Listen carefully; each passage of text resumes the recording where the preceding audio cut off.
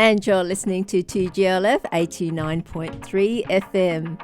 Welcome back to the Relationship Whisperer Show with Miss Dragonfly, where we discuss all things relationships with the aim to make marriage great again.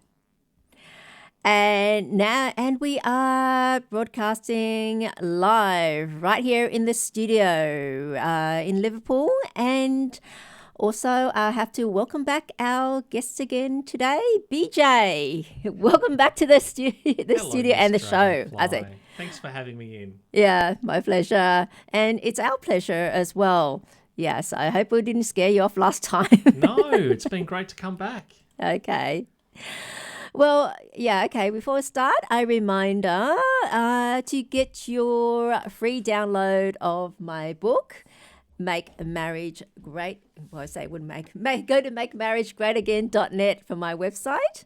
You can download my free book, Your Complete Partner, and about how to choose the right partner for love and marriage for a lifetime, because it's so important to get it right the first time, and a lot of people do not know how to choose.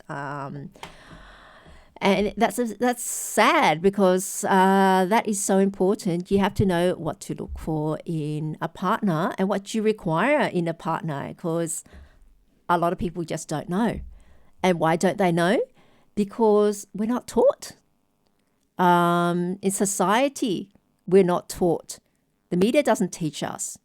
And you know what? Not even parents teach us. Really think about it. So I'm going to put BJ on the spot. BJ is a parent himself. I am. Yes, you really are a parent yourself. Can you tell us about your children? I'm very blessed to have three girls. Yeah. 24, 19 and 15. Okay, well spaced. We're very well spaced. And two of them were to Annie's first marriage, and the third one we've had together. Okay. Yeah. Okay. So, but still, a lot of it is, about teaching children. Now, this is the one gripe I really have about parents not teaching their children, not passing their knowledge on. So have you really thought as a parent yourself about teaching your kids? What have you taught your kids? Look, firstly, I think, teaching your kids about relationships is really hard. No, generally first. What do you teach them full stop?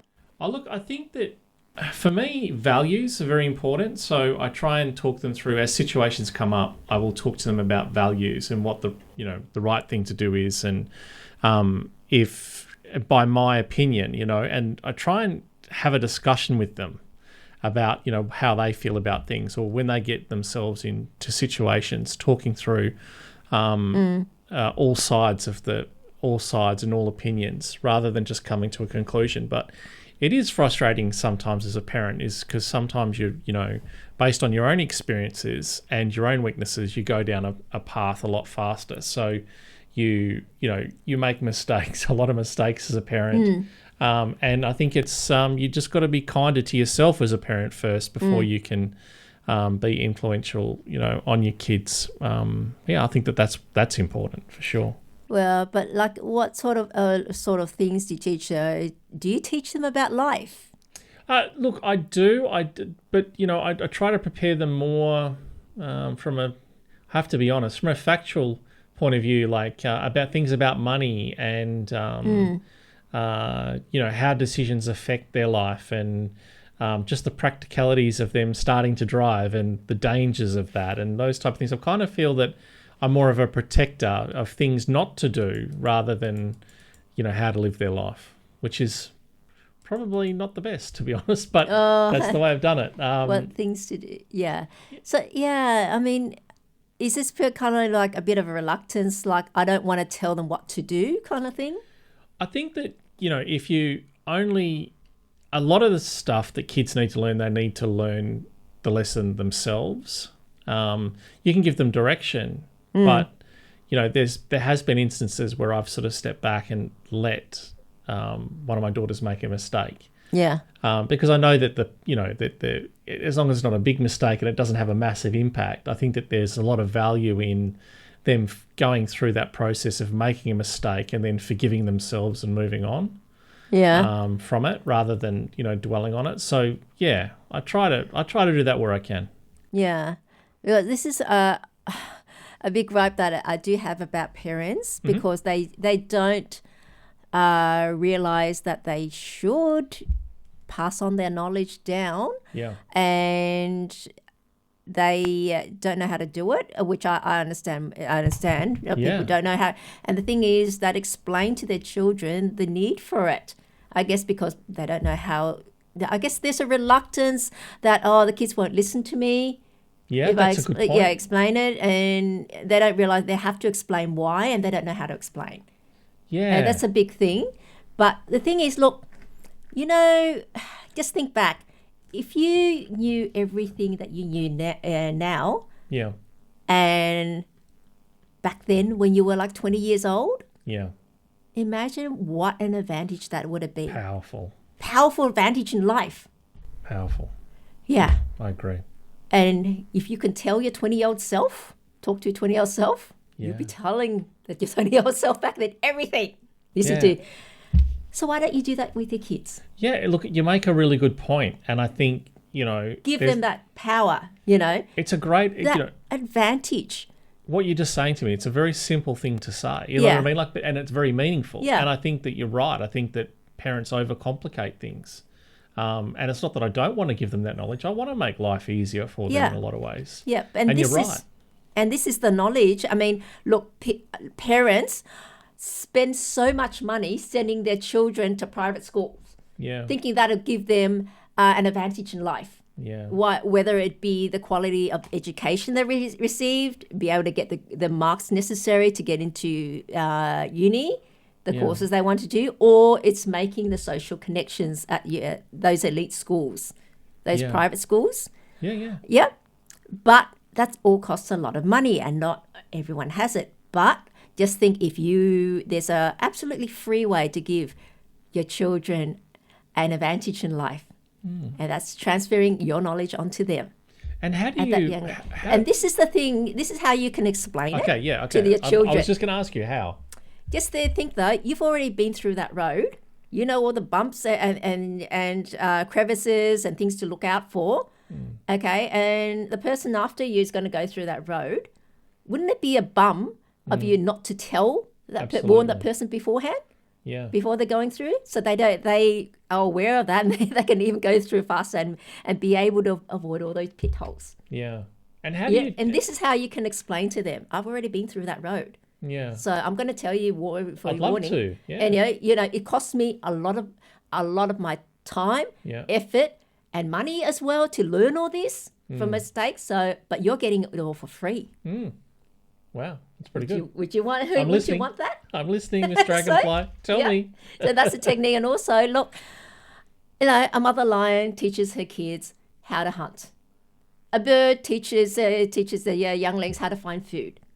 It's telling, this is what I'm doing for you. I'm passing the knowledge down like a mother lion or father lion teaching the kids how to hunt. So you'll be able to survive and have an advantage in life, know how to do it. Yeah, it's really and then they'll cool. listen. Okay, and especially the analogy about the road. Yes, absolutely. Yeah. So just think right. about it that way. And so this is like a thing grab about parents are not teaching. Even something as simple as saying, whenever I go to, it doesn't necessarily have to be about money. Okay. You go and pay your parking.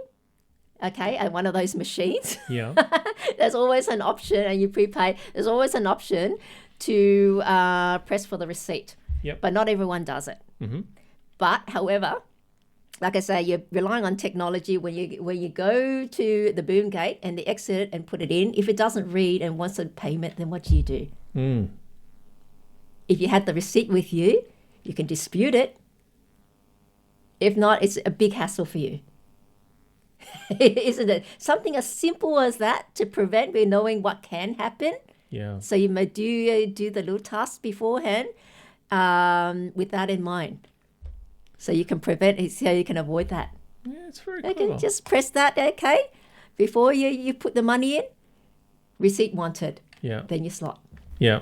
Simply simple as that. And you go to the depth of explaining to them why. So you'll Why? say, well, this is why. This is why, because, yeah. Got it. Something, yeah. It's that simple. And why do you think modern parents, Miss Dragonfly, aren't? Aren't doing that. Yeah, they don't understand. They don't. This is the thing. Whenever I point things out like this, I think a lot of people do dismiss. Oh, that's common sense. I'm saying, but the thing is, you wouldn't have thought of it until someone actually pointed it out to you. Yeah. True. Yeah, no, it's Now that I pointed that out, it just seems so simple. Yeah, it does. Yeah. And why didn't I do that? Yeah.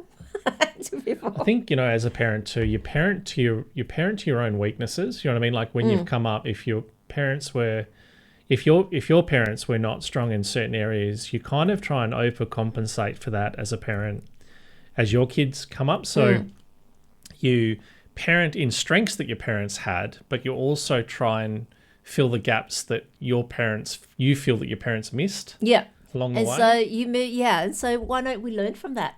Yeah. Not be the type of parent that our parents were, the deficiencies that we found in them, Yeah. Plug that out. And, something like this is also relate to a lot about, yes, it's a big topic about relationships.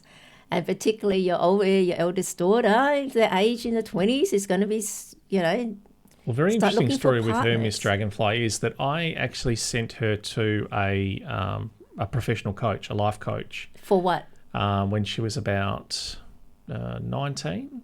Yeah, a life coach regarding what? So it was just life? about balancing her life. Like she was studying to be an engineer. Yeah. She was balancing 2 jobs, 5 units of university, and a social life. And she was just really struggling. Yeah. And so a life coach, parents sometimes, and I was not really good for her in those type of things because they were the things that she needed to learn. I didn't really have a good knowledge or a good background in knowledge. Of course, some of the things that's technical, you wouldn't.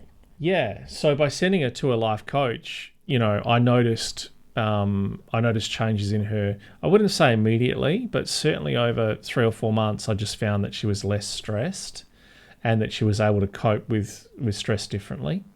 Yeah. I mean, there is a danger of relying too much on these professionals, so I to agree. speak. Yeah. I agree. Yeah. To It was that a short extent, term. for the short term and what it is, but they don't cover everything. And just because you send them to life coach, that's not it. Yeah, got it. Yeah. Because you've still got to have experiences and things. And obviously, the life coach, there are things they won't teach them. Yeah. Or talk about things like that. But when you go through life, those are the things that it would be good for them to know. Yeah, definitely. Yeah. It's 100%.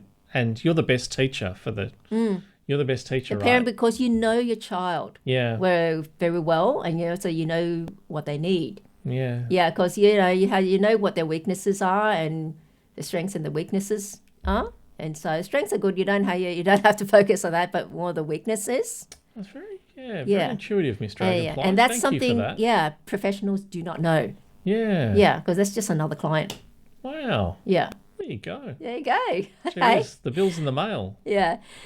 And in the studio, I am talking to BJ, one of our fellow announcers and also a parent himself as well. So thanks for having me. Yeah, I'm putting him, grilling him a bit about teaching his kids. Yeah, because I've always had a gripe about parents not teaching their children. I look back on now looking back and say, why didn't my parents teach me? All that sound. All they did is yell. Oh yeah, right. Yeah, and scream, and then that's the thing, I guess, because they don't know how to explain, and I think that is a big thing. Okay, and especially I'll tell you, with Asian parents, they don't have any qualms about telling, or even about relationships and who you should hook up with and who you avoid and all that sort of thing. But the thing is that it sounds more like commands because I don't explain. So true. Explain, I guess, because I don't know how to explain. And like the techniques I told you about, you give them the analogy about the road you've travelled and they're about to travel on that same road. Yeah. So would you like the benefit of me having already gone through that road and tell you where the pitfalls are? It'd be smart of you. It was Makes a big smart of you to difference. listen. Yeah. Yeah. Learn Yeah. through your experience. Yeah. And so the other thing, and so one thing I really have to gripe about parents, they do not teach or even discuss the issue about choosing partners with their children. Because you think back then, what did you know? You knew nothing, Yeah. you know? It's true. It's true. You go in blind. Yeah, going blind. And this is one of the very important things to tell them is that, remember that, and I guess because a lot of people don't know, is that they don't realize how important choosing the right partner is and basically what you need in a partner. I mean, feel free though to have a read of my my book, okay, and give them tips because they don't. The problem with very young people reading it is because they haven't had that life experience to understand. Because I do put a lot of scenarios in here as a demonstration, and someone that's been through life, we look back and we recognize, this situation, that situation, that situation. Oh yeah, that was so obvious. But because they haven't encountered those situations, they don't have a common frame of reference, and so it doesn't make sense to them. So it's very hard. And so you, as a parent, that's when you can read the book, learn it, and then tell them, this is what you need. Okay, one thing is that a marriage is a partnership. And it's not about how pretty that person looks or how romantic they are or whatever, or what they might play the guitar very well or be a great drummer, but it's what are they going to be like living with? They're great at playing the guitar, but are you going to, after you marry him, are you going to be listening to him playing the guitar all day? That means, come home, do all the cleaning, cooking and that, and then all he does is just play the guitar? Would you be happy with that? No, definitely not. Definitely not. Or maybe a great artist, can paint nice portraits, but that's all he'll want to do. Yeah. And then you have to do everything else, including taking the garbage out, mowing the lawn. Yeah. I have kids, change all the nappies yourself and drop the kids off at school and do everything. What you marry is what you get. So such an important decision. It's very important. It's so important, but we're not equipped at that. And basically, you have to explain what's important in a partner. When you live with a partner, what does the other person needs to do? So you to relieve some of the pressure off you. Otherwise, you'd have to do everything yourself. Yeah. And then you're not going to be happy with a partner. Yeah. Then it won't last. And sometimes it's not that easy to get out of it. Yeah, it can be. It can be hard. It can be very hard. Yeah. And so you want them to say, I want them to do very well and you to do well and have a happy life. And the person you choose in life is the most important decision of your life. And one it's not being given the importance that it deserves. Yeah. That really is. If you've been through relationships, you've been through marriages, how big an impact it is. Oh, it's massive. So why not? You've got your children here coming up to that stage where they're going to be facing those decisions. So why not help? Yeah. And tell them, pass that information on. It's what they're choosing, and they're saying you have to have a look at, see, and be critical. What does the other person bring to the table? Not bring to the table and saying, they might be 6'4" or whatever, but what skills they have that would make living with them easier. Yeah. How do you talk to kids about that? How do you? And also if you've got one in their 20s, and then for women, like I mentioned before, the best time where she's got the most market power, so to speak, Oh, for we were women, talking about this the other day. is yeah. in the 20s. Yeah. That's when she can have a pick. Mm-hmm. You know, and also women need to marry young. If you're going to have children, you need to marry young. But the thing is, when you're young, you don't know how to choose because you haven't got that life experience or that knowledge and that wisdom. So this is the time to really feel the heads on what would make, because you've got daughters, what would make a good husband. Yeah. Okay, and why that's important. Yeah. Yeah. I would say that I've probably had those conversations in a roundabout way. Well, but you need to be direct. But haven't done it by being direct. Be direct. And you know, and it's in the 20s, they think they have all the time in the world. Yeah. But it's less than 10 years. What if they don't listen, Miss Dragonfly? What if they don't listen? What if they're just not mature enough to understand? Well, you go put the analogy about the road again. Yeah. Okay. But I think this is so important. That's where to your life, the biggest factor affects your life. That's why I'm taking the time out and sitting down and explaining this to you. More important than anything. More important than your career. Yeah. Even. Yeah. You have to emphasize how important this is, and that's why you're getting involved, because you're trying to help them get the best life. A lot of kids though, and they might dismiss it. Yeah. Yeah. But you think, at least, you know what? You've put it out there. Yeah. They don't listen. Later, they cannot come back to you. But like you were saying earlier, and very, very well, it's the ego that they have when they're younger. They think, oh my God, the boys are going to be chasing me forever. Okay. I can have exactly what I want. I don't need to listen to your dad because... Okay, if you now, just like if you're in sales, when the market's high, that's when you sell, don't you? You don't try to sell. That's right. It's true. It's brand new house. You get top dollar for it. Not after being rented out and out for like 20 years and had tenants from hell in there. And then try to sell it. What's that, termite issues? Being termited around and try to sell that? Oh my days. You don't want to be like saying, look, once you hit your 30s, you don't have that much time, and the men are going to feel it.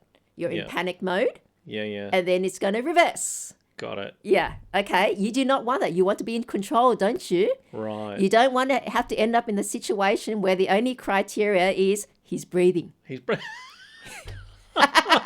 Okay. Oh, he's breathing. Goodness. That'll do. He's breathing.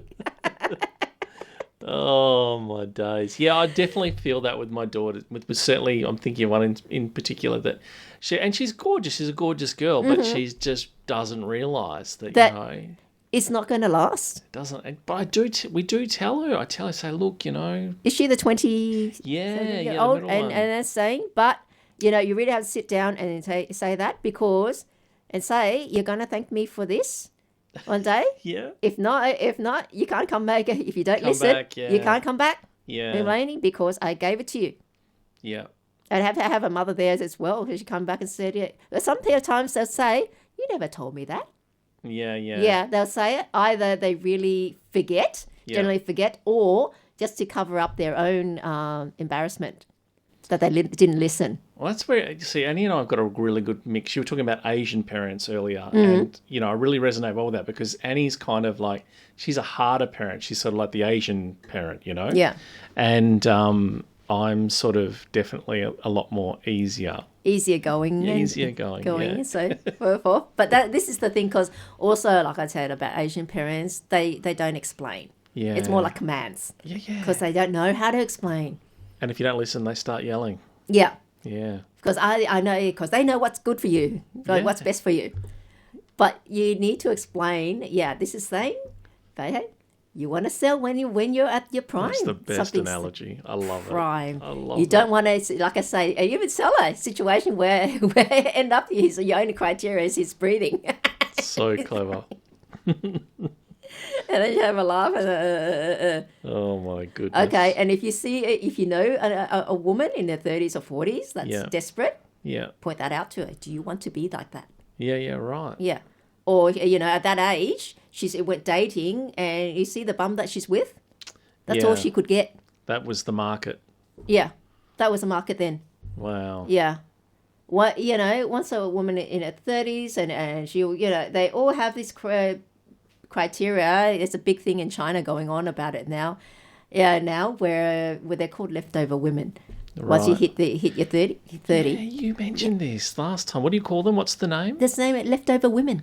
But what's the China the didn't you, what was the name called? You told me it was called over 30s. Yeah, right. Yeah, you're an old woman or something. Leftover woman. Leftover woman, that's right. Leftover woman. And then the men can smell the desperation. Right. Okay, they want young, but they still want a guy that's at least a certain height.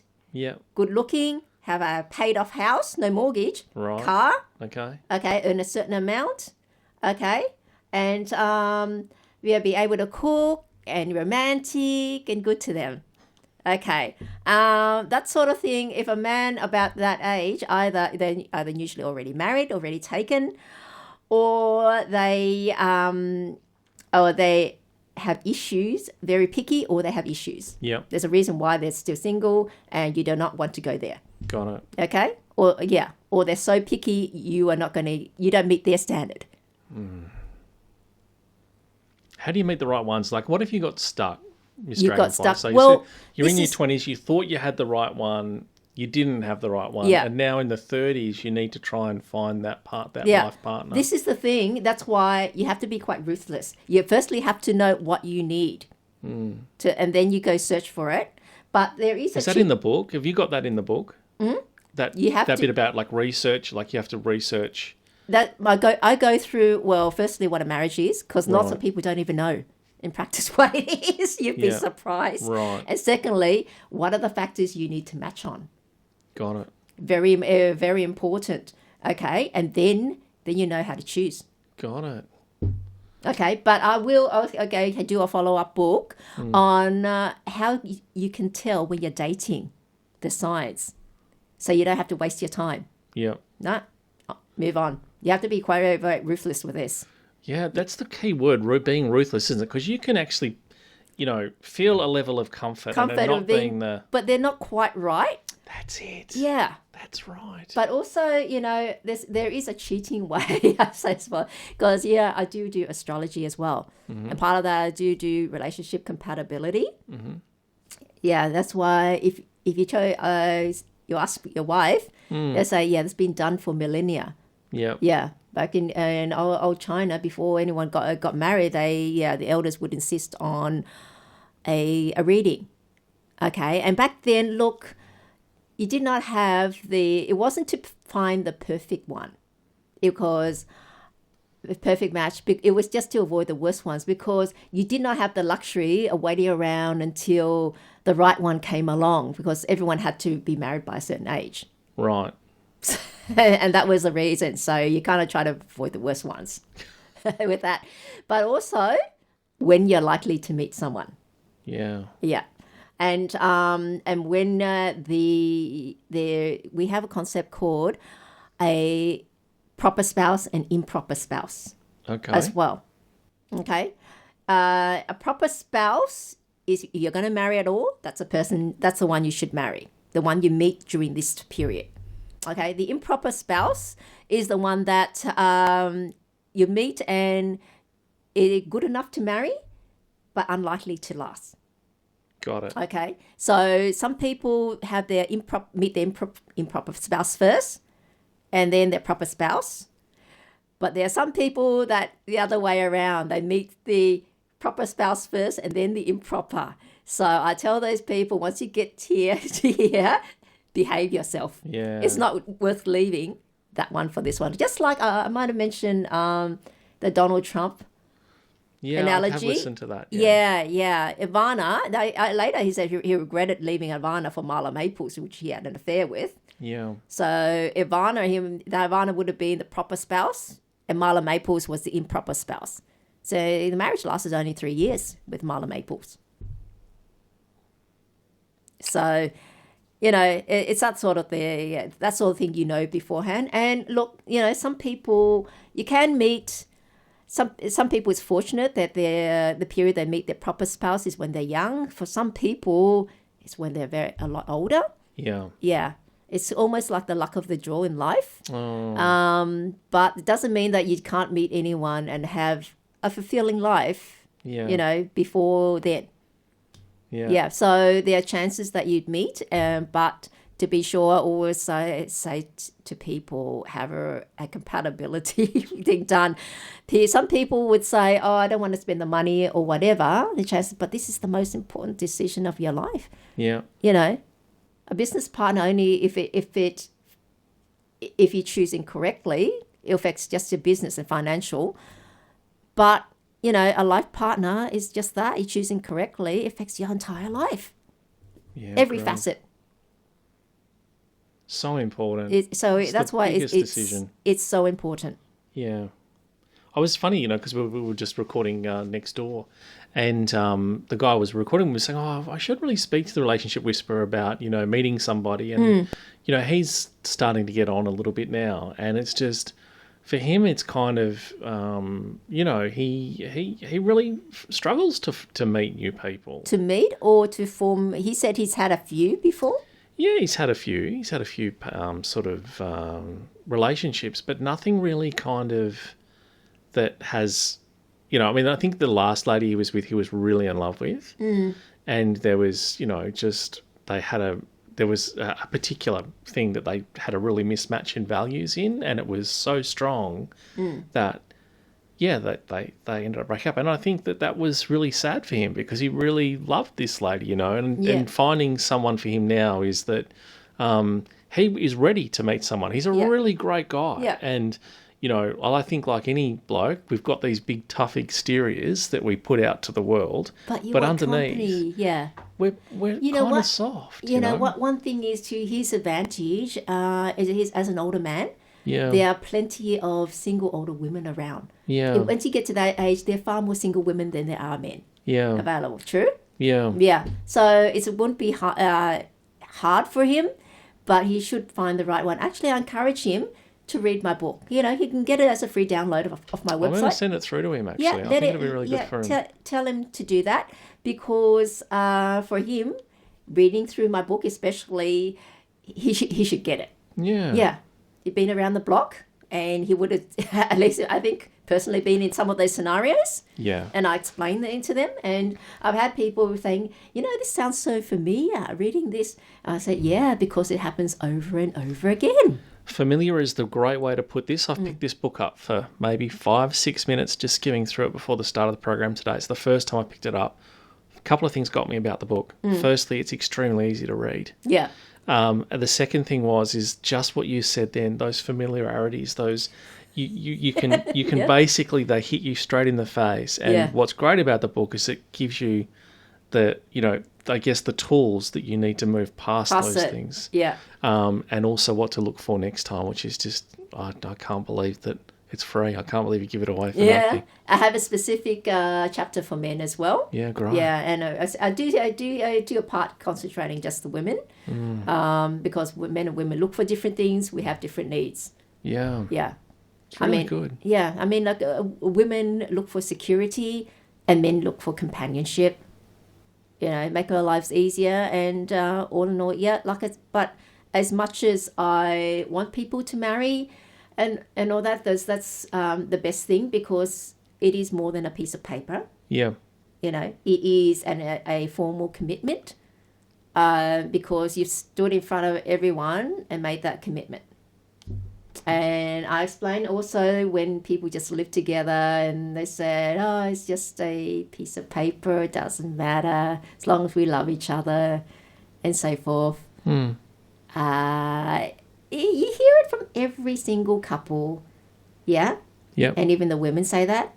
But no doubt there's going to be a situation where the woman especially, wants to get married, but really secretly wants to get married and hoping if she hangs around enough, he'll change his mind and actually marry, which is a very sad situation.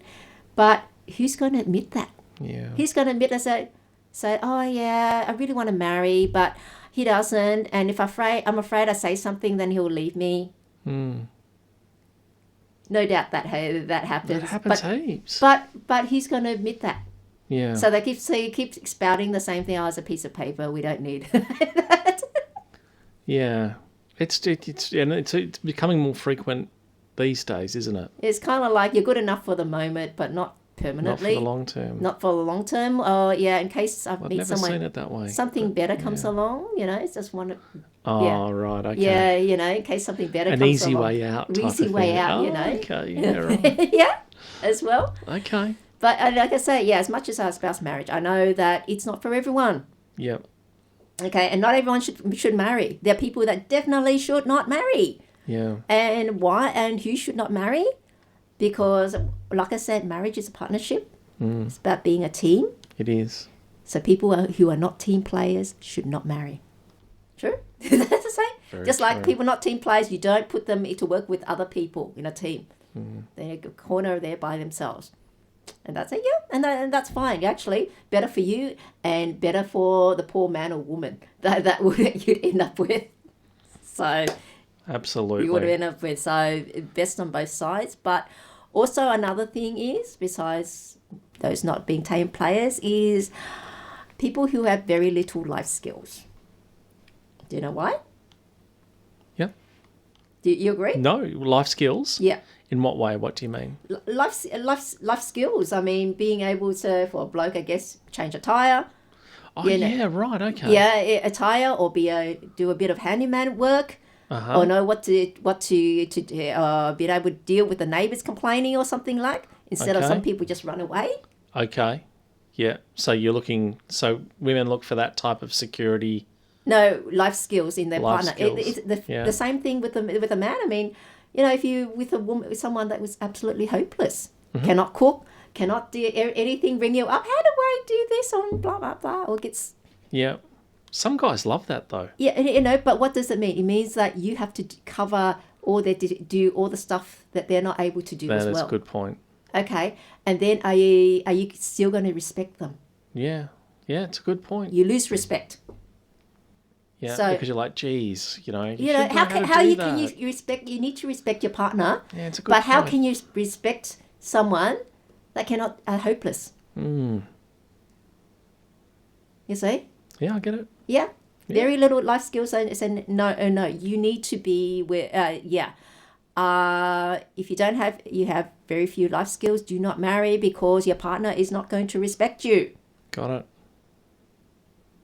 And that is also something that you need to tell your daughter and daughters. Yeah. The most important thing, actually, the most important feature of a partner is their level of life skills. There you go. Because the more they have, the easier your life is going to be. That's true. Sure? Taught my oldest daughter how to mow the lawn the other day. She knows how to mow the lawns now. Yeah. That's a Go skill. right. That's a skill, yeah. But wouldn't your partner appreciate it? I'm unable to mow or something, caught off of work, but I can attend to it. But she's able to. How would you feel? It's great. Okay. Good Plus, work. she doesn't have to do it all the time, Yeah. but able to if you're stuck. Yeah. Yeah, beautiful. Now I am talking to BJ in the studio, and we We've had a have few, some yeah. audience questions. I mean, we went through quite a few of them last time We that you were did. here. I was here. Yeah, so now we've got some more, and I think the first one is from a male, so I'll let you read that one I'll out. read this one out. And it's been great to have people write in after the first one. Yep. Well done. That's been good. So, I, male 24, have a problem with my girlfriend's female 24 male friend. So let me start like this. I met my girlfriend 2 years ago. I'm deeply in love, and she deeply loves me. So let's just say her male friend has been around since the beginning, but at that time he had a girlfriend.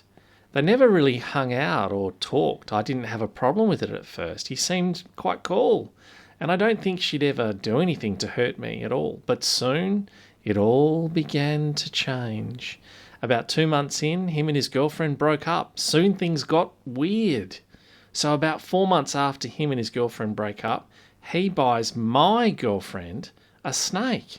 What? What? Out of all things, buying someone a snake. I wasn't mad at the time, though. It just seemed strange. I love my friends to death. I do. But not enough to drop $3,000 on them on a random Monday because they made a passing mention that they wanted a snake. But I held my tongue. Ooh, I'm getting the jitters. I trust my girlfriend after all. But then on his birthday, my girlfriend made a post about his birthday, about how he was the best person and she appreciated how he spent all his time with her, which was quite hilarious to me as we lived together, but yet I held my tongue again.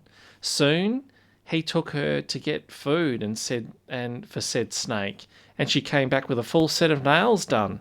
This time, I didn't hold my tongue. I told my girlfriend to quit being around him. She wasn't angry. She was more frustrated with me, I assume. She didn't do anything with him for a while until her birthday, when he bought her a $400 vanity and then $800 concert tickets.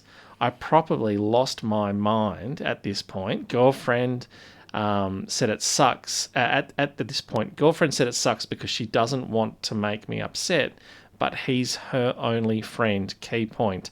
I'm sorry to sound cynical, but I've heard this before. The only reason I came here is because she never really gave me a reason not to trust her. I just need to know, I guess. What do you think? Well, obviously that male friend, after breaking up with his girlfriend, he is starting on her. It's pretty obvious. He's showing interest in her. That's the concerning pattern, isn't it? So it's after his breakup, significant changes in his behaviour, right? Yeah. So he's set his sights on her now. I guess it's pretty obvious from that. I mean, what good friend would, $3,000 on a snake of all things? I'll be actually more worried about the type of girlfriend he's got that wants a snake. Right, okay. Would you say? Well, I don't know snakes. How many people, as it is, want a snake, and let alone a woman wants a snake? I don't know. But what was interesting, and I know that the snake was 3,000, but it was the escalating gifts. It was the 3,000 snake, and then it was the nail treatment, and then it was the $400 vanity, and finally those $800 concert tickets. That's not the type of thing you splash on just a friend. A friend, right? He's trying to buy her. And don't know what his financial situation is like, but yeah, that's a good point. Yeah. We don't really understand that. But what were the red flags to you, Miss Dragonfly? Well, obviously, yeah. Well, he bought a snake. I mean, she and these gifts being done, which she's kept accepting. Okay, good point. She's kept accepting. Yeah. Those gifts. So I think either she I don't know, she could be just naive and just say, oh, okay. And people that they're happy to receive gifts. Someone wants to give me something, I'll take it, and not think about whether or not you should. Right. Just because someone offers you something doesn't mean you should accept it. Got it. You know, there's a thing that you kind of like, it's not appropriate. And by her you question her maturity. Yes. Whether or not she shouldn't have accepted it. Okay, and secondly, if that's not the issue, she's mature and she knows, then maybe she's leaning towards him. Well, I mean, it just seems that there's been inappropriate boundaries here, right? Yeah. So there's the excessive gift giving. The amount of time seems to be disproportionate between her, the male friend, and the partner.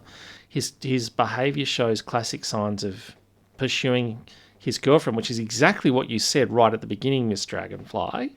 But her response, what did you think of her response, where she says she's claiming he's only a friend? Is she minimising it? Yeah, a bit. Either she is just totally so naive, right, or she's dismissive and she just wants the behaviour to continue.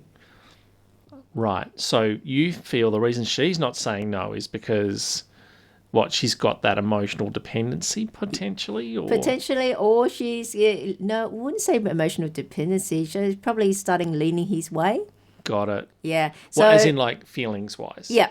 Got it. So he's actually right in having an issue with it. Got it. Would you agree? Like you or him? Yeah, I mean, do you think that? I mean, it's hard. It's hard to know just from this text, but do you think that she might genuinely not see his behaviour as problematic, or do you? Yeah. If she's that naive. So she could be interpreting his actions as purely friendly, potentially. For a friend, potentially, yeah, but I don't know enough about her. Yeah. Yeah, whether or not she's just, a taker. Yeah, someone wants to give me something, I'll take it. Kind of a person, or... What would you recommend, Miss Dragonfly, in this situation? Like, how are we going to help this young man? Yeah. What do you think he should do? Well, she did state that he's her only friend. Whether or not, if that's true, then I guess in that point, she's also in a sticky situation.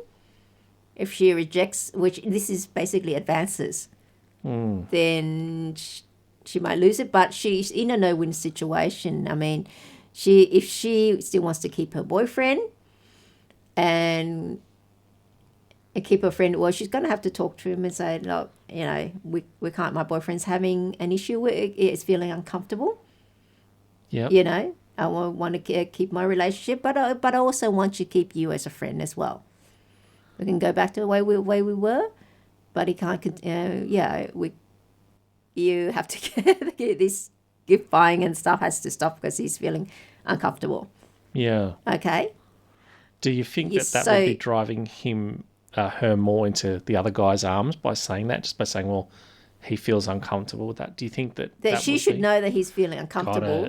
Got it. If she wants to keep the relationship with her boyfriend, she has to speak to this male friend, and saying, look, we have to stop because he's feeling uncomfortable. I want to keep my relationship, but I also want to keep you as a friend. Mm-hmm. Okay, but if he comes out as saying, "Oh, come on, just come with me," then she's got to decide whether or not she wants to leave her boyfriend for this guy. Okay. Yeah. And I guess for this man, he's got to think about whether or not to put his foot down and potentially lose his girlfriend, or have her slowly being taken away. So he doesn't have much of a choice. I think that to me, he needs to put his foot down and risk losing her. But if he doesn't, I think he's going to continue losing her anyway, slowly. I mean, I was talking to one of my daughters about this particular case yesterday. It was actually made up a family discussion when we were having dinner last night. Oh, yeah?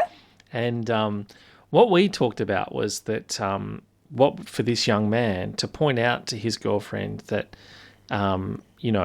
the friend's behaviour had changed after he'd broken up with his girlfriend. So just to make her aware of the fact that he wasn't buying you these $3,000 snakes and things before, but now he's split up with his girlfriend and he's buying these lavish gifts. Yeah. And pointed out to her that he's actually have you in his sights now. Yeah, that potentially as a girlfriend replacement. Yeah. And explain how his actions might actually also appear to others. So, talk to his girlfriend about, well, if you were someone that was outside of the emotions of our relationship and just another friend looking in, how do you think they would perceive it? Yeah. Do you think that would be something that... No, he can point that out, like behaviour's changed since he's broken up with his girlfriend. Have a talk to her. Look, it's obvious he's got you in his sights to replace his girlfriend. Yeah. Whether I go, and it's so clear cut. So he'll have to put his foot down. You'll have to, be clear with him that. I think that's key, isn't it? Yeah. He has to put his foot down, or that's good advice. Or it can't continue, or we break up. Yeah. And then and then you can be with him. Yeah. I mean, he was very clear there that he said that he had no reason not to trust her. So he still feels a level of comfort that... Yeah, but, this kind of thing, it's inappropriate behaviour. Yeah. It's encroachment. So he'll have to put his... at this point, he has to talk to her, otherwise he'll have to put his foot down. And what advice, Miss Dragonfly, would you give to them both? Is it just about them sort of, improving their communication, strengthening their communication between each other? You know, he'll have basically. I don't think it's a matter of communication. I mean, Okay. yeah, I think she was more, I guess, unaware. Mm-hmm. But you have to point this out to her, and basically look, come point, look, okay, who do you want to have a relationship with me or him? Yeah. You know, if it's me, then you've got to be clear with him that this change of behavior is not appropriate, and this level of attention is not appropriate for a friend, and because that's all I want to be with you is just as a friend. And does he be as hard as to say you can't see this friend anymore? Like, No, he'll have to. No, not necessarily that way. He'll have Okay. to say, look, it's going to be either you're going to be with me or you're going to be with him. You're going to be with me. You have to tell him you can't have this behavior. got it. Yeah. Okay. And if it continues, then I'm out of here Wow. Okay. because that's not inappropriate. I'm not being in a relationship with three people. Yeah. That's really good advice. I think Yeah. that, a lot of young guys especially, like they struggle to have those direct conversations like you've just pointed Yeah. out. Because when they're young, they don't have the life skills to deal with Yeah. it. Haven't been in this situation before. And probably she's the same. I mean, that same age, young, 24. Probably some inexperienced and immature. Right. Yeah, Yeah. I mean that's what we discussed last night. We were sort of saying, look, it's not about controlling who she's friends with, but by maintaining an appropriate boundary that respects their relationship. Yeah. The male's friend's behaviour just shows clear signs of romantic interest, and it's reasonable for him to be concerned. Like my kids, I said my daughter, well, that was if you were in this situation, Yeah. they said that they Feel they would uncomfortable. understand that. Yeah. Very interesting, Miss Hmm. Dragonfly. I think your advice there is actually Yeah. spot on. I So mean, spot for on. him, okay, you just have to be direct with her. Yeah. It's about being direct. And, certainly using those I feel statements, making it about how he feels, how it makes Yeah. him feel. Because he genuinely, the fact he's made the time to contact you, to write this to you, means that he does care about her. He does value their relationship. He's Yeah. looking for advice. Then what to do in this On what to sticky do. situation? Yeah. Yeah. Well, we wish you the best, Yeah. I Mr. wish- Male 24. We hope that Miss Dragonfly's advice has helped you today Yeah. because it sounds like you needed a bit of help. Yeah. Now in the studio, I have BJ, and we are continuing going through the questions some of our audience has. Yeah, asked us. absolutely. Wasn't that last one? That last one was a real tricky one. Yeah, I'm so and glad this you gave one, us good advice. I guess it's basically almost like the same situation, except the sexes are flipped. Oh, really? So I'll read this one out. Okay. Yeah, it's from a female. My husband, 31, told me, I'm 28, he's developed feelings for a co-worker, but doesn't want a divorce. Someone help me know if this is salvageable. It doesn't sound good. My husband, Mike, has been acting super weird lately. Not really interested in sex, just off. I finally pushed him on it, and he admitted that he caught feelings for a co-worker, Beth. I've met her before, and apparently this all started happening after she recently broke up with her boyfriend. Doesn't this sound like the last one? Yeah, it does have. Yeah. He swears nothing has happened, like not even flirting or crossing any lines. And in his defense, he hasn't been working late or spending extra time away from me.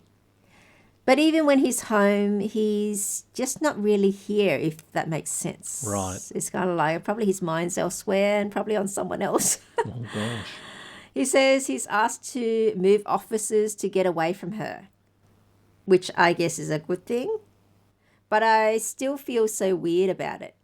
The fact that he even developed feelings for someone else just makes me feel sick, even if technically he didn't do anything wrong. Also, he says this is simply a one-way thing in his mind. She hasn't made any advances. When he told me, I was mad. Not yelling or anything, but upset. And I asked if he wants a divorce. I don't even know if I meant it. It just kind of came out. I know catching feelings isn't cheating, but like, what even is this? Has anyone been through something like this? I don't even know what to think. Added context, we don't have any kids. He's never done anything but been a good husband before. But how do you stay with someone who felt things for someone else? So what do you think? Well, thanks for writing in, firstly, to Miss Dragonfly here. And look, I guess the positive signs, Miss Dragonfly, are that your husband has been honest about his feelings. He's not being dishonest anyway. Everything's being upfront. And while, you know, I understand that was hurtful and you mentioned the word divorce up front, that's a very fight and flight response, isn't it? It's kind of like, okay, you've been hurt, so you want to hurt back. I get that. But he's taken proactive steps here. He's requested, we'll be talking about this in the break, Miss Dragonfly, he's requested to change office, he's requested an office move. There's been no physical or emotional affair has occurred. It's all sort of in the mind. He does have a history of being a good husband, and he's not seeking a divorce or trying to pursue those feelings. He's just being honest about them. I mean, what do you think, Miss Dragonfly? Is there? Well, a good thing that he's been honest about it. But the fact that he's been off her, like he's distanced himself, being distanced from her, means that he's got someone else on his mind. Yeah, daydreaming or whatever. He swears his nothing's happened, but he's asked to move offices away to get away from her. I don't know. We don't know if that's true or not. But looking at this, like I totally understand how she feels. Yeah. It looks like it's impacted on their intimacy too. Does she mention he's that? not interested in sex with her anymore. I guess it was, and so I guess with her, look, they need some time apart. You feel that? Yeah. So he can really then have time to assess who is it that he actually wants. Yeah, right. Yeah. I mean, it's normal. It is normal, isn't it, though, Miss Dragonfly, for married people to occasionally develop feelings, catch feelings for someone else? Yeah, so that's why you need, I don't know, am I being... Yeah, it's either just a flight of fancy or it could be a sign of something deeper. If you're missing something from your relationship. So I guess they do need some time apart. Okay. So he can really sort out whether or not it's just a flight of fancy. Oh, I really miss her. What was I doing? That was silly. So and go back to normal. And then he feels what his life is without her. Yeah. Or would he really think that, okay, she's not here anymore, gives me time to pursue this Beth? Yeah. So then it could resolve itself either way. Yeah. Yeah, that's a good point. Yeah. It's a really good point you're making. Yeah, I mean, like, look, you can't force anyone to love you, to stay away from you. Yeah. But this situation, it's unfair on her. So it needs to be resolved, like, he's got to sort out his feelings. I think you're right. I think you've really hit it on the head there. Yeah, and so with that, have some time apart. And then say how many months or whatever, and this time you have to figure out who is it you actually want to be with. Yeah. If you want to be with me, you go back and then there's no more Beth. You're gonna if you manage to get it out of your mind, it's over. It's kind of like some people say, oh, like it's like those crushes you have. They're silly things, You might like someone, they could be just a crush. Yeah. But he needs to sort that out, and then he goes, oh, I really miss my wife. How I was just being silly. It's a flight of fancy. And then go back, or if it's deeper, then it gives him a chance. Yeah, then he'll pursue that other woman, and then she gets her answer. Either way. And that space that you've recommended is a really good opportunity, isn't it, for them to do that? I mean, to do that, to resolve the situation. I mean, the husband's response does show integrity, Miss Dragonfly, doesn't it? I mean, he chose honesty over secrecy. Yeah. He's taking steps to distance himself. He is prioritising his marriage over those feelings, but The fact is they're still there. that's Yeah. and that's a really good point. Yeah. That's the bit that is missing here. Yeah, and so what they'll have to do really is, have the time apart and have to deal, you have Yeah. to sort, will be apart for this period of time. Move back to her mother's or whatever, and then you sort your feelings out. And Yeah. at this period, then you give me an answer, whether or not we're going to continue the marriage, you and me without Beth, or you go, or we break up and then you go to Beth. You're free to do what you want. Yeah.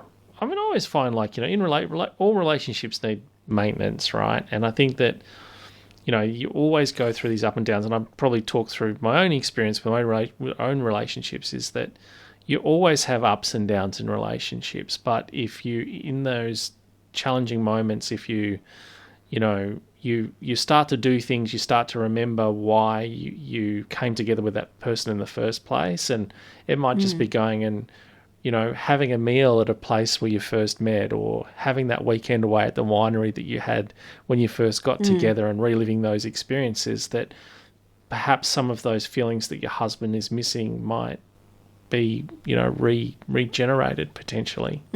But at this time, basically, no. Without that, maybe that comes later once he's made his mind. Yeah. But the break's important. But the break is very important.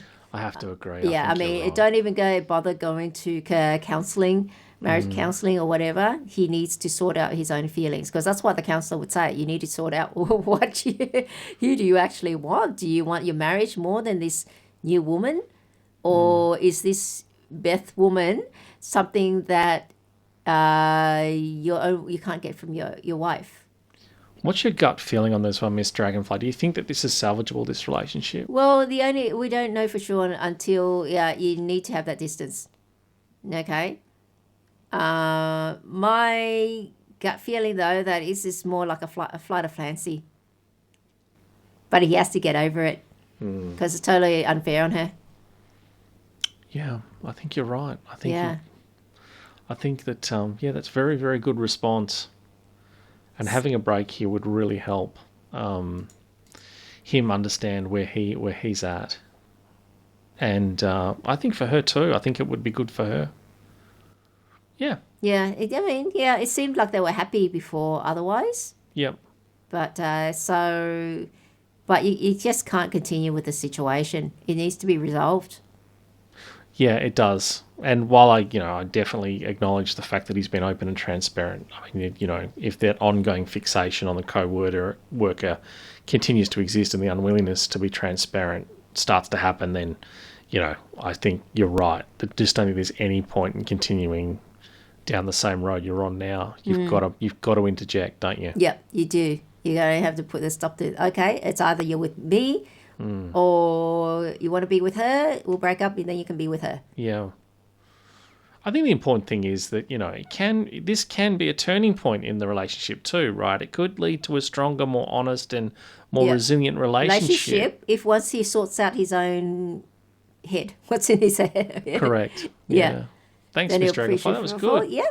That was really good. I think that was good. I hope that helps you. I really hope it helps her. But I think, it's unfair on her, the situation, even if he's been honest. So, but he needs to the time away to really evaluate and think about what's important to him. What does he want more? Yeah. Then get that crush out of his mind. Well done. And are we going to take another music break? Yep, we're going to take another music break. And we'll be back with the next one. Great. Okay. And we are discussing and going through people's relationship queries, and more specifically their problems. And in particular, this latest question is a doozy. It's a doozy. Days. So it's a 30-year-old male writing in. So BJ, I'll give this one to you to go through. Okay. Look, well, firstly, thanks for writing in. I, 30 male, am telling my wife, 32 female, that I'm leaving her. As I write Right. this, I honestly can't believe I'm doing it. I feel guilty, excited, anxious, and sad in that order. Next week, I'm telling my wife of 3.5 years that I'm done and I have to leave. We've been together for over 6 years in total, and for almost 5 of those, she's done nothing to grow herself or be a partner to me. She's been depressed to the point that she quit her job, and now she just moves from the couch to the bed and back every day, and despite my best efforts, does nothing to fill my cup. I'm tired of giving 90 to 95% every single day and still being told that I don't do enough to support her emotionally. I'm always being pushed to try harder or be better. But when I ask that of her, she gets super emotional and blames her mental health issues for how little she can do. On top of all that, she's also caused a huge rift between me and my family and gave me the "it's me or them" ultimatum. And clearly I've chosen them. I've made a plan, found a new place to live, have a support system, and spoke to a divorce lawyer. Until I'm ready, I'm really faking it around her. I still call her babe. I still say I love you too. When she tells me she loves me, I don't say it proactively, of course, and I haven't told her about any of the conversations that I've had about this. It will be a complete shock to her. My question to you, Miss Dragonfly, is do I stop dropping hints? Do I start dropping hints to her? Or do I rip off the Band-Aid and leave it all in one day? How do I make sure it doesn't send her into complete despair and depression, and that, it doesn't consume her with despair? Part of me thinks it's not my problem anymore, but I still love her, even though I'm not in love with her. I just can't, I can't just abandon her. She told me that she would harm herself if ever I've left her, which made me want to, get out of there more, I guess. Miss Dragonfly, please help me. What can I do? Yes, just one more passage, I think.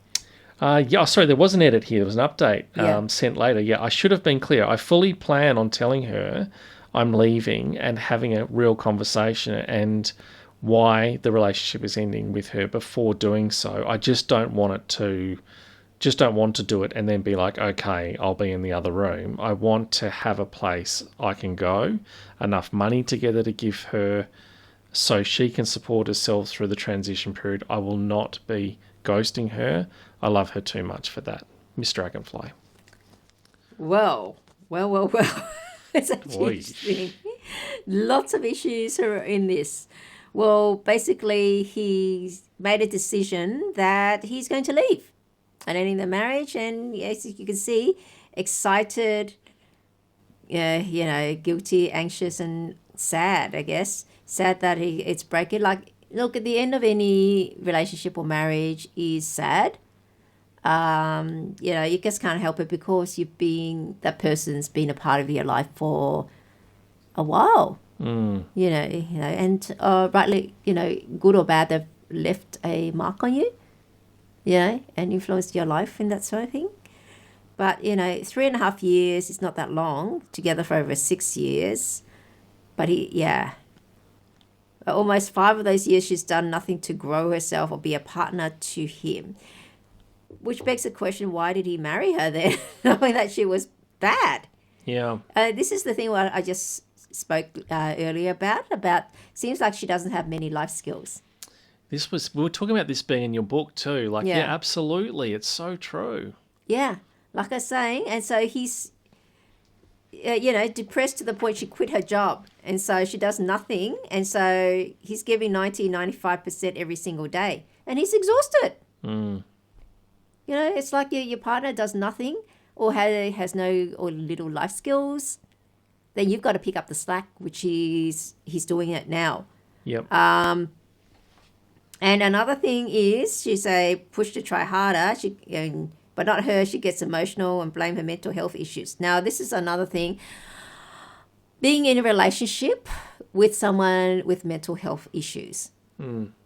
A big thing they're doing at the moment is pushing to discussing mental health and that, and be empathetic to people with mental health issues, got to help them and so forth. But the thing is, being with someone with those issues is very draining. Very, very draining. And could be the nicest person and be considerate, but you have to constantly give without the other person giving any back. And how long can we keep going on like this for? We're only human. At some point, we can't do it anymore. We've given everything. That's it. And so it's one thing I advise people: if you meet someone, no matter how nice it is, but they've got some mental health issues, you think, oh, I'll be able to fix him or her and so forth. No, do not go there. People like that need the time to sort through their issues first, before they should even think about entering a relationship. Yeah. And people should not think about, as much as we want to be empathize with people like that, mental health issues, there's only so much of you can give. Okay, so I really empathize with him.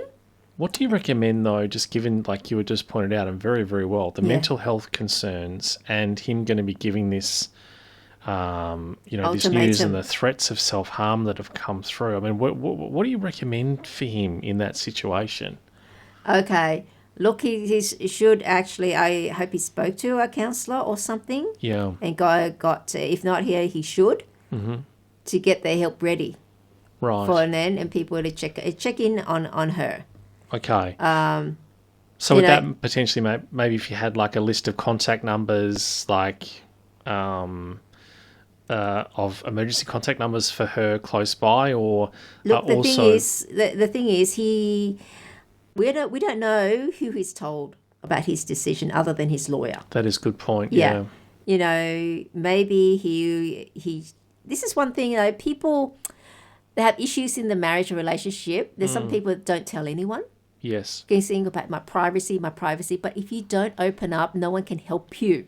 Yeah. Okay. And he should have. I don't know if he has, but he should have spoken to other people about it, so they're aware of how draining it is, and she is how much of a handful she is, and also she's threatened self-harm if he leaves her, so forth, and maybe tell her, I can't hack it anymore. I can't cope. I'm going to have to leave her. And this is what she said. So be around for her when I leave.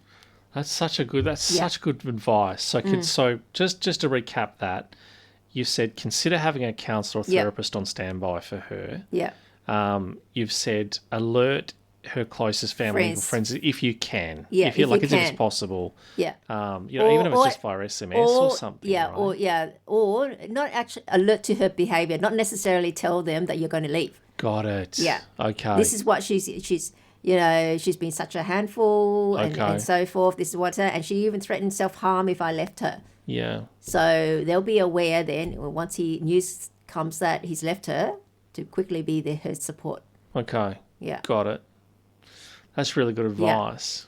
Yeah. We don't know whether or not she's faking it and just doing the threat, or she really goes through with it. That's a good point. So it could actually just be talk, right? Yeah, be talk, and it's in a form of emotional blackmail. Mm-hmm.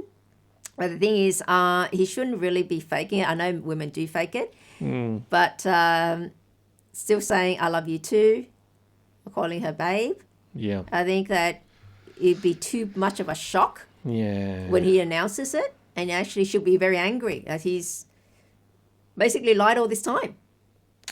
It's a tough He shouldn't have. I think he could have stopped saying it. Yeah. Or stop calling her babe. Or say, I love you too. And then he kind of starts getting to her. Yeah. Yeah. That would be, and he's asking, do I start dropping hints? Well, if you stop with the I love you too and calling her babe, that is dropping a hint. It is. That's right. It is. I think you can still be compassionate, but be direct. Yeah. Right? Yeah.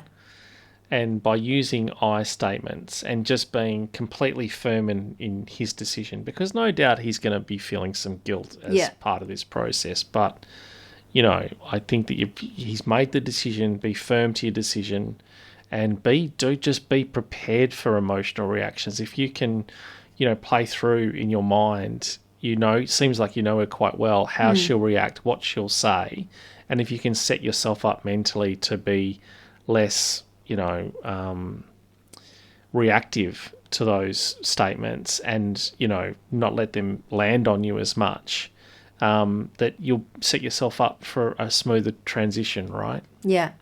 So, yeah, that would be the case. But this is, a classic case of, she, even before he married her, she has done nothing to grow herself or be a partner to him. Yeah. And so that alone should have been a red flag for him not to have married her. Yeah. Yeah, and this is the thing I tell people. Yeah, people do not hook up with those with very little life skills, because you are going to resent your partner. You're not going to respect your partner. See, I read in this, he's not respecting her. Well, he might still love her, love her to the degree, and don't want any harm to go to her. So he's concerned enough to have enough money to give to her once he leaves. Yeah. So she'll be looked after. So, which is a very nice thought. Yeah, absolutely. Yeah. It is. It's good that she won't have to worry about that. Yeah, so she'll be looked after to that extent. So, yeah. It had a very difficult one, this one, just given the mental health. And I'm sure that there are people out there dealing with this every day, Miss Dragonfly. Yeah. But those should not go into relationships. Yeah. Yeah. Very, very, very bad idea. But yes, he should. Yeah, other people should know there have been problems in their marriage. Yeah. He should have been telling it, so it's not a complete shock when he leaves, and people are not going to blame him when he does leave. Yeah. I don't blame him for wanting to leave at all, because how long can you can't keep holding the fort on both fronts. Yeah. Yeah, for two people. And look, she quit her job, and so she's now also financially reliant on him for everything. She just doesn't want to work. Moving from the couch to the bed and back again every day. Yeah. It's it does nothing to fill my cup, means she doesn't do anything. So, like I say, you're not being a team player, so how is the other person going to feel? Just like remember when you're in school and you had a team project, there was always some slackos that don't do anything. Yeah. So how do you feel about them? Yeah. It's true. Same sort of thing. I think the other thing too there for the 30-year-old male is that just make sure you keep good documents of everything. Keep copies of important papers, and where you can, maintain a witness presence if you can, just given the mental state. I'm not saying that she's going to go off and start making up stories or anything like that, but it can happen. So, yeah. But look, thanks for writing in. Yeah, thanks for writing in, and good luck with this. Okay? And we're coming towards the end of our show now. Is that the end of the show? Oh, my goodness, Miss Dragonfly.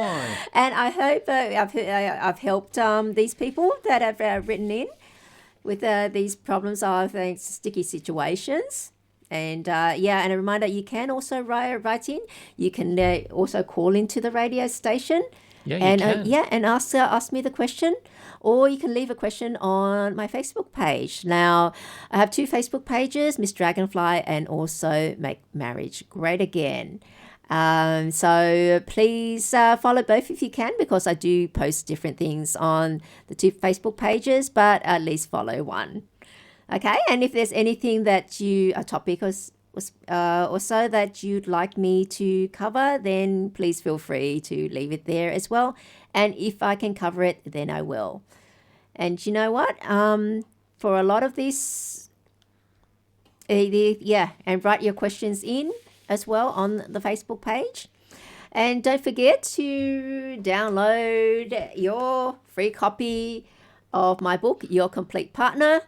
Just visit my website, makemarriageGreatAgain.net. Okay, so you know exactly what you you need in a partner, what you need to match up on, so you can find it. Get on it. So absolutely free, because it's my gift to everyone out there, because I want everyone to have a great marriage. Okay, And like I was saying, if you've married the right person, it's far better than being on your own.